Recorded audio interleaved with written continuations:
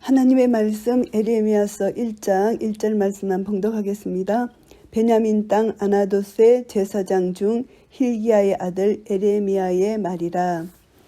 이 에레미야스는 이제 범죄로 인해서 심판하신다는 하나님의 공의 심판의 말씀과 또 새 언약으로 인한 구원의 선포의 말씀이 기록된 그런 말씀입니다. 에레미야가 기록했고요. 기록된 장소는 유대 땅입니다. 그 대상은 남한국 유다의 백성들을 대상으로 이것을 기록했고요. 기록 연대는 BC 627년에서 586년경으로 추정합니다.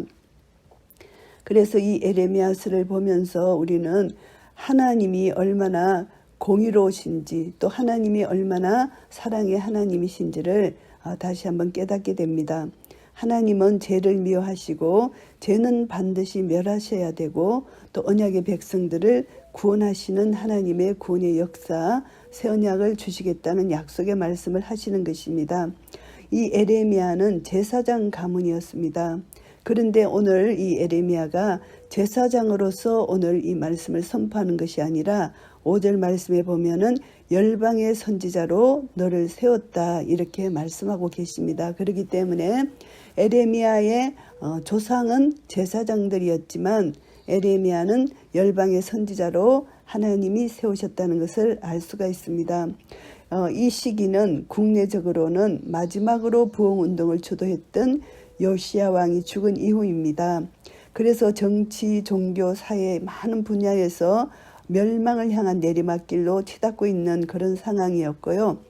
대외적으로 보면은 아수르로부터 독립한 바벨론이 갈그미스 전투에서 애굽을 격파했고 이 바벨론이 고대 건동의 패자가 되었습니다. 이런 상황 가운데서 예레미야는 유다의 파멸이 이제 더 이상 돌이킬 수 없는 기정사실이 되었다. 이것을 절감했습니다.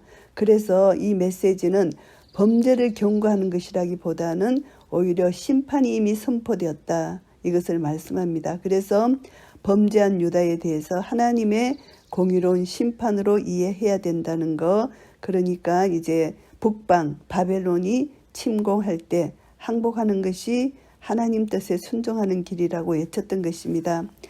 이렇게 외칠 때 이제 백성들은 극단적인 국수주의자들이잖아요.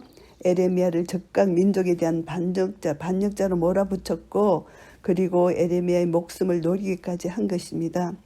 이래서 이제 에레미야는 뼈를 깎는 아픔을 가질 수밖에 없는 거죠.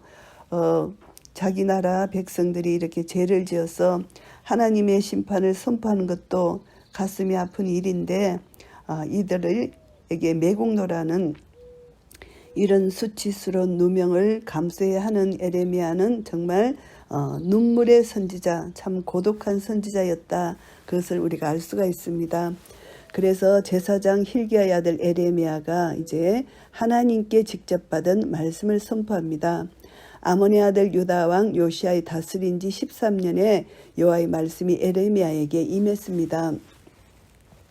선지자로 소명을 받은 때가 BC 627년 이제 요시야의 다스린 지 13년이라는 것을 말씀하고 있고요. 요시야의 아들 유다 왕 여호야김 시대부터 요시야의 아들 유다 왕 시드기야의 제11년 말까지 임하니라. 이해 5월에 예루살렘이 사로잡히니라. 그래서 이 예언의 말씀이 언제까지 이어지냐 하면은 예루살렘 함락 이후 몇 년 동안에도 에레미야가 사역 활동을 계속했다는 것을 우리가 알 수가 있습니다. 여호와의 말씀이 이제 에레미야에게 임하셔서 말씀합니다. 내가 너를 복중에 짓기 전에 너를 알았고 내가 태에서 나오기 전에 너를 구별하였고 너를 열방의 선지자로 세웠노라 하시기로. 하나님 말씀이 이제 에레미야에게 말씀합니다. 결코 우연히 너를 선택한 것이 아니다. 하나님의 영원하신 계획 속에 포함되어 있다. 이것을 말씀합니다. 하나님의 사자로 선택되어서 너를 보낸다. 이것을 확실하게 에레미야에게 심어주는 말씀입니다. 그래서 복중에 짓기 전에 하나님이 에레미야를 선택하셔서 구별하여 세우셨다. 이 구별은 거룩하게 하나님의 백성으로 구별하여 하나님의 뜻을 행할 수 있도록 하나님의 뜻을 그대로 선포할 수 있도록 세우셨다는 것입니다. 어떻게 세우셨나? 열방의 선지자로 세우셨다는 것입니다. 그래서 에레미야가 하나님께 받은 의무는 특별한 임무를 받았고 에레미야의 예언은 유다에만 적용되는 것이 아니고 우주적 성격을 띠고 있음을 말합니다. 그래서 많은 부분이 열방을 상대로 한 예언도 있습니다. 46장에서 51장 말씀을 보시면은 열방을 상대로 한 예언이 나타나고요. 그래서 열방의 선지자로 세웠다고 하나님께서 말씀하십니다. 그랬을 때 에레미야는 이제 에레미야 심정을 여기서 알 수가 있습니다. 내가 가로되 슬프도소이다 주 여호와여 보소서 나는 아이라 말할 줄을 알지 못하나이다. 자기 자신을 볼 때 너무나 부족하고 두렵고 떨리는 그런 임무를 받았다는 것을 알 수가 있습니다. 그랬기 때문에 하나님 앞에 나는 아이라 이렇게 고백을 하는 것입니다. 여호와께서 내게 이르시되 너는 아이라 하지 말고 내가 너를 누구에게 보내든지 너는 가며 내가 내게 무엇을 명하든지 너는 말할지니라. 하나님께서 보내시는 곳에 어디든지 가고 하나님께서 말씀을 전해주시기를 원하시는 곳에 하나님 말씀을 변형하지 말고 그대로 전해야 한다는 그런 사명을 주시는 것입니다. 너는 그들을 인하여 두려워 말라.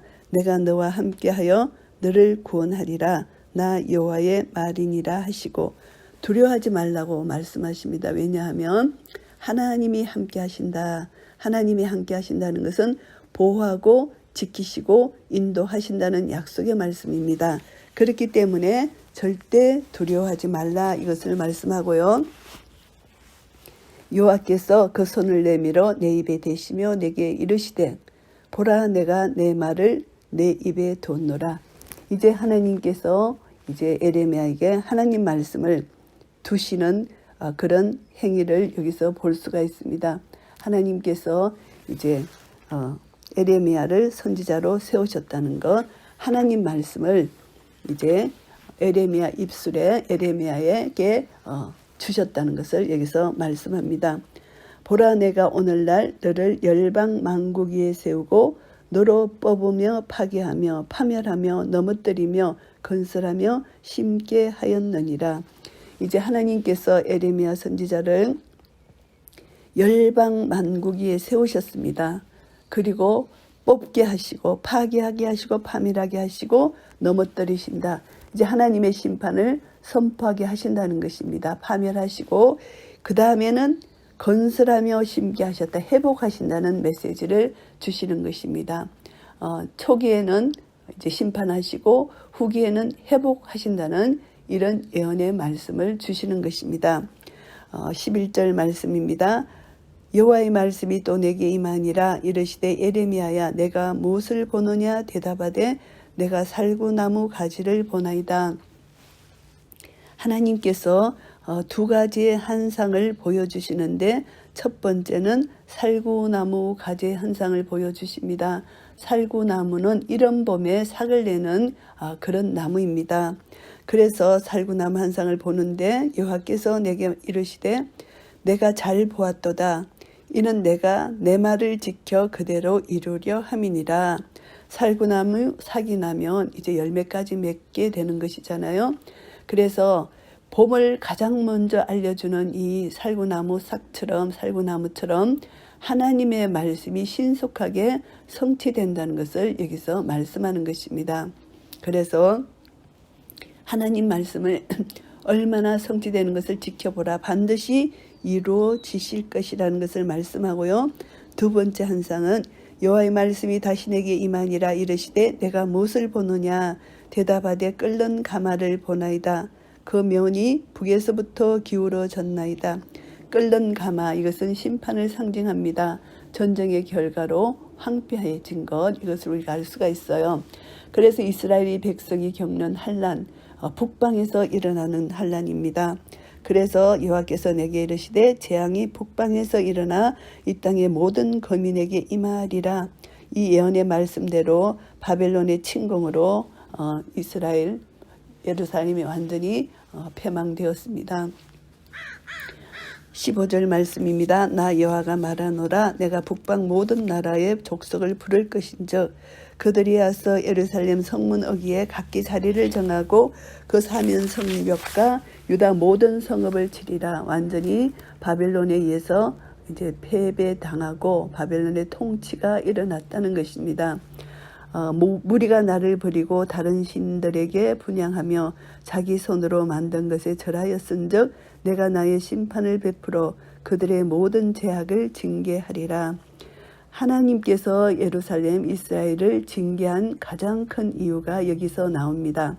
하나님의 언약 백성임에도 불구하고 여호와 하나님을 버리고 다른 신들에게 제사하고 경배한 것, 그리고 자기들 손으로 만든 곳에 경배한 우상에 경배했다는 것입니다.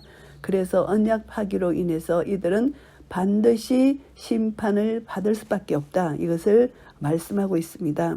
그러므로 너는 내 허리를 동이고 일어나 내가 내게 명한 바를 다 그들에게 고하라. 그들을 인하여 두려워 말라. 두렵건대 내가 너로 그들 앞에서 두려움을 당하게 할까 하노라. 절대 두려워하지 말라. 이 말씀을 하십니다. 임마누엘 하나님이 함께 주시겠다는 약속의 말씀을 8절에도 하셨고 19절에도 하고 계십니다. 17절에도 말씀하고 계시고요. 그래서 하나님이 함께 하시기 때문에 두려워하지 말라는 것입니다. 보라 내가 오늘날 너로 그 온 땅과 유다 왕들과 그 족장들과 그 제사장들과 그 땅 백성 앞에 견고한 성읍 세기둥 놋성벽이 되게 하였은즉, 하나님께서 이제 이게 놋성벽, 이것은 군사적 상징어를 이렇게 사용해서 강하게 확실한 약속을 주셨다는 것, 이것을 알 수가 있습니다. 놋기둥 놋성벽이 되게 하셨다. 견고하다. 하나님의 강력한 지원을 해 주시겠다. 그러니까 아무리 사람들이 너를 박해할지라도, 너를 죽이려고 할지라도 하나님이 지키시고 보호해 주시겠다는 이런 약속의 말씀입니다. 그들이 너를 치나 이기지 못하리니 이는 내가 너와 함께하여 너를 구원할 것임이니라. 여호와의 말이니라. 결국은 하나님, 전쟁은 여호와께 속한 것이기 때문에 하나님이 싸우시고 하나님이 이기신다는 것입니다. 그래서 이제 이 에레미야 또 우리 모든 믿음의 사람들은 믿음의 주요 온전케 하시는 이인 예수 그리스도만을 바라보고 예수님이 십자가에 이기신 이김이 우리의 것임을 믿는 믿음 안에서 날마다 승리의 삶을 살 수 있는 것을 우리가 알게 됩니다. 에레미야서 1장 말씀을 정리하겠습니다. 하나님께서 에레미야를 부르시고 소명을 주시고 두려워하고 나는 아이라 이렇게 하면서 이 소명을 감당하기를 두려워했을 때 하나님은 함께 할 것이라는 것을 말씀하시면서 격려해 주시고 위로해 주시는 그런 내용입니다. 그래서 에레미야는 이제 제사장 가문의 출신이지만 하나님이 제사장으로 사용하시지 아니하시고 열방의 선지자로 구별하여 세우셨다는 그런 말씀이고요. 그리고 이제 에레미야를 부르셔서 하나님께서 이제 소명을 주시는데 이 소명이 유다에게만 국한되지 않고 전 우주적인 것을 알 수가 있습니다. 그래서 예루살렘 이스라엘이 심판받는 심판의 필연성, 상징적으로 두 가지를 보여주셨고요. 한 가지는 살구나무입니다. 살구나무 가지, 결국은 나무 중에서 가장 이른 때에 이까꽃을 터뜨려서 봄을 알렸던 것과 같이 선포된 하나님의 말씀이 신속하게 성취될 것임을 여기서 나타내는 것이고요. 두 번째 한상은 끓는 가마의 한상, 이 한상을 통해서 북쪽 바벨론의 침림으로 이 예루살렘은 멸망할 것이라는 그런 예언의 말씀입니다. 이 예언의 말씀이 에레미야 39장에서 성취가 될 것이고요. 그래서 하나님의 강한 견고, 격려의 말씀 계속해서 하나님이 에레미야에게 약속하시고 이 사명을 감당할 수 있도록 위로하는 약속의 말씀을 주셨습니다. 그래서 우리는 하나님이 부르실 때는 반드시 능력을 주시고 하나님이 함께 하시고 그 임무를 감당할 수 있는 은혜를 계속 공급해 주신다는 것을 우리는 알 수가 있습니다. 그래서 하나님의 친히 계획하신 그 계획을 위하여 부르신 자들에게 능력과 강건함을 주시는 신실하신 하나님을 우리가 찬양하지 아니할 수가 없습니다. 그리고 언약 백성이 하나님 말씀을 무시하고 반역했을 경우는 하나님은 반드시 공의의 심판을 하신다는 거 우리는 이 말씀을 통하여 다시 한번 깨닫게 됩니다. 그래서 우리는 이제 말씀을 통해서 하나님의 놀라운 역사하심을 다시 한번 경험합니다. 하나님은 하나님의 놀라우신 사랑과 은혜 가운데서 우리를 택하시고 우리를 부르시고 우리에게 소명을 주시는 것입니다. 우리는 이 소명을 감당할 때 절대 두려워하지 말고 하나님 말씀을 어디든 언제 어디서든 하나님이 선포하게 하실 때에 우리는 말씀을 선포해야 되는 그런 사명을 가진 자들입니다. 그래서 우리가 먼저 내 자신이 하나님 앞에서 거룩한 삶을 살고 거룩한 하나님의 자녀로서의 사명을 감당할 때 우리를 통해서 하나님께서 영광을 받으실 것입니다. 에레미야 선지자를 부르셔서 하나님께서 사역을 맡기신 이 사역이 바로 복음을 전하는 우리의 사역이고 우리가 내가 거룩하니 너희도 거룩하라 하나님의 백성으로서 우리는 이 사명을 넉넉히 감당해야 된다는 것입니다. 그래서 이제 하나님께서 사도 바울을 불러서 복음을 전가하게 하실 때에 바울이 두렵고 떨렸지만 사방으로 오겨삼을 당하여도 사이지 않고 답답한 일을 당하여도 낙심하지 않고 이런 고백을 한 사도 바울의 고백이 우리의 고백이 되어서 이제 우리는 어떤 사명을 우리에게 주실지라도 그 사명을 감당하고 기쁨으로 임마누엘 하나님이 우리와 함께 하신다는 것을 믿는 믿음 안에서 결국 영적 승리는 하나님께 달려있다는 거 믿음의 주여 온전케 하시는 분인 예수 그리스도만을 바라보고 예수님이 십자가에 이기신 이김이 우리의 것임을 선포하며 나아갈 때 우리의 모든 삶 속에서 일어나는 영적 전쟁 그리고 우리가 또 하나님 일을 감당할 때 일어나는 모든 영적 전쟁 삶에서 우리 모든 사역 속에서 우리 사명 가운데서 이 일을 감당할 때 하나님의 놀라운 말씀의 능력을 의지하여 하루하루 믿음으로 승리하시는 한 분 한 분 되시기를 예수 그리스도 이름으로 축복합니다. 아멘.